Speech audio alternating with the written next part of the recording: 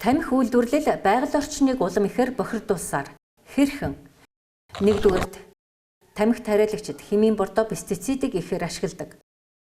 Байгаль орчинд ямар сөрөг нөлөөтэй вэ?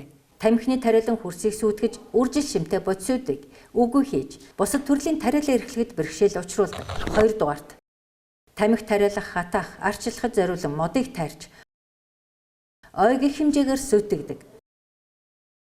Нэг модыг устган навчийг нь хатааж 300 ширхэг янжуур тамхи үйлдвэрлэдэг.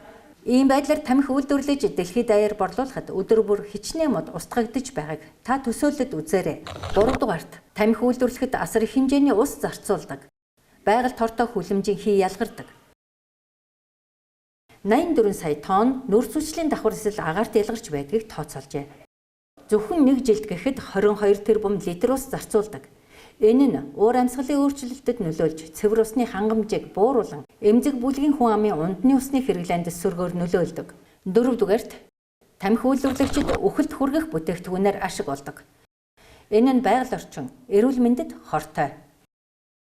Тамхи 7000 химийн хорт бодис агуулдаг. Үүнээс 70 гаруй нь хүний биед хорт хавдар үүсгэдэг. Жишээ нь нэг ширхэг янжуур тамхинаас 500 мг формальдегид ялгардаг. Эдгээр олон төрлийн химийн бодисууд тамхи хэрэглэгчид болоод эргэн тойрны хүмүүст 3 дахь дам тамхиталд үүсгэдэг. Химийн хорт бодисууд альва гадаргууд нэвчин үлдэж, ялангуяа нера, бага насны хүүхдүүдийг хордуулдаг.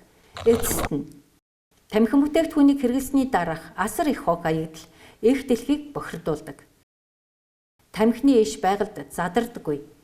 Их дэлхийн хамгийн том хог хаягдал юм. Тамхинаас үүссэн маш жижиг хуванцар эд мянган химийн хорт бодисууд газрын хөрсөнд шингэж байдаг. Энэ хортой мөчлөг дахин давтагдсаар байна. Тамхины эсрэг ажиллах цаг нь болжээ.